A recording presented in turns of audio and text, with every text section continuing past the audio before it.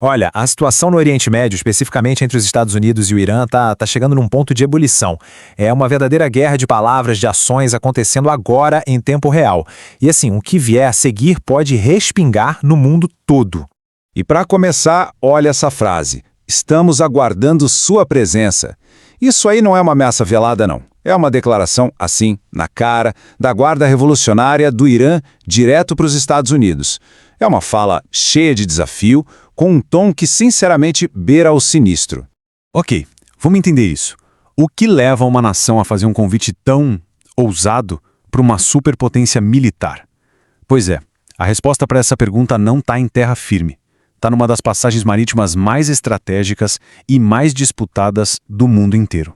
Pois é. Bem no meio do vital Estreito de Hormuz, a Guarda Revolucionária do Irã está basicamente desafiando a Marinha Americana a escoltar petroleiros por ali. Ou seja, em vez de recuar com a tensão aumentando, o Irã está na prática falando: pode vir, a gente está esperando. É um nível de ousadia impressionante, né? Especialmente se a gente pensar no que está em jogo ali no Estreito de Hormuz. Então, o que a gente tem aqui é um impasse, e um impasse de altíssimo risco. De um lado, o presidente americano fala que a Marinha dos Estados Unidos pode começar a escoltar os navios se precisar. Do outro lado, o que o Irã faz? O porta-voz deles saúda veementemente a presença americana. É uma postura super desafiadora, com um jogo que pode ter consequências para o mundo todo. Ok, mas uma tensão desse tamanho não aparece do nada, né? Pra gente entender como a coisa chegou nesse ponto de ebulição, a gente precisa voltar um pouquinho no tempo e achar a faísca que começou esse incêndio todo. E a sequência dos fatos foi, assim, muito rápida e devastadora. No sábado, os Estados Unidos e Israel lançam uma operação contra o Irã, a chamada Operação Fúria Épica. Horas depois, o Conselho Supremo de Segurança Nacional do Irã já promete retaliação. E o que acontece em seguida? Forças iranianas começam uma série de ataques massivos contra alvos americanos em todo o Oriente Médio. Foi uma resposta imediata, ampla e super coordenada. E para não deixar nenhuma dúvida sobre as intenções, veio essa declaração do Ali Larijani, o chefe de segurança iraniano. Ele disse que os bravos soldados e a grande nação do Irã darão uma lição inesquecível. Ou seja, isso transformou a retaliação em uma política de Estado. Não era só uma ação militar qualquer, era uma promessa oficial de uma lição inesquecível. Essa retaliação iraniana não ficou contida num lugar só, não. Ela se espalhou por toda a região, mirando a enorme rede de instalações militares que os Estados Unidos têm por lá. Vamos dar uma olhada na escala disso. A presença militar americana na região é massiva. A gente está falando de uma rede de 19 bases militares espalhadas pelo Oriente Médio. Nessas bases estão entre 40 e 50 mil soldados americanos. E ainda tem 2 porta-aviões de propulsão nuclear no Golfo Pérsico. O que o Irã fez? Declarou que todas essas bases, tudo isso, eram alvos legítimos. Do ponto de vista deles, cada um desses pontos virou um alvo em potencial.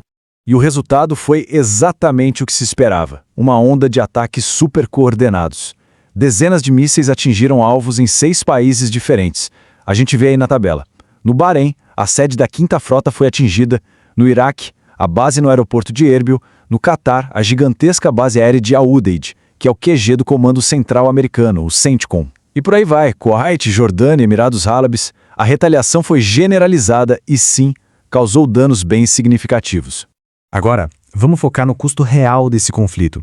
Quais foram as consequências mais tangíveis desses ataques? A gente vai ver tanto as perdas que foram confirmadas oficialmente, quanto os relatos que são bem conflitantes, o que é muito comum no meio do que a gente chama de névoa da guerra. 6. Esse é o número de soldados americanos que foram oficialmente confirmados como mortos. E todos eles morreram em um único ataque de míssil que aconteceu em Camp Arifjan, lá no Kuwait. E é aqui que a guerra de informações fica muito clara. De um lado, os Estados Unidos reportam 6 soldados mortos e pelo menos 4 feridos nesse único ataque. Do outro lado, o Irã alega que pelo menos 200 militares americanos morreram ou ficaram feridos só na primeira rodada de ataques. Essa diferença enorme de números é uma tática clássica em conflitos modernos, né? Controlar a narrativa é tão importante quanto controlar o campo de batalha.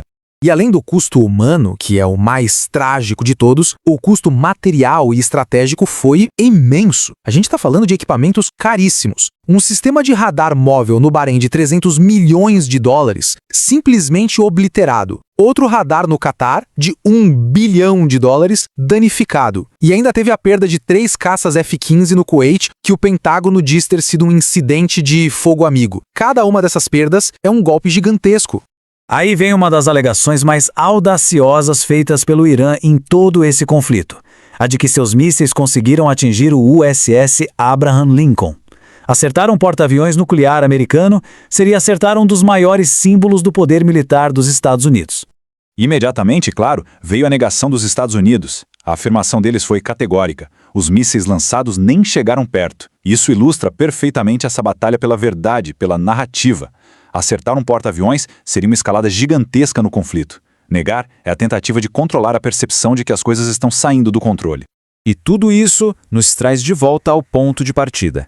De volta ao Estreito de Hormuz. Só que agora a gente entende muito melhor o que realmente está em jogo ali. Para quem não está familiarizado, o Estreito de Hormuz é isso, uma passagem marítima super estreita e estratégica que liga o Golfo Pérsico ao oceano.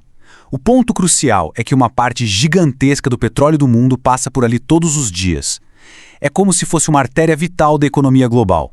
Qualquer problema ali causa um efeito cascata no mundo inteiro, afetando o preço de combustível, tudo. E essa tensão toda não é de hoje. Um porta-voz iraniano chegou a mencionar um caso histórico, o incidente de 1987 com o superpetroleiro americano Bridgeton, que atingiu uma mina iraniana. Isso é um lembrete de que aquele estreito é um ponto quente, um foco de conflito há décadas. Parece que a história está se repetindo, só que agora com armas bem mais modernas e perigosas. E no fim a gente fica com essa pergunta no ar.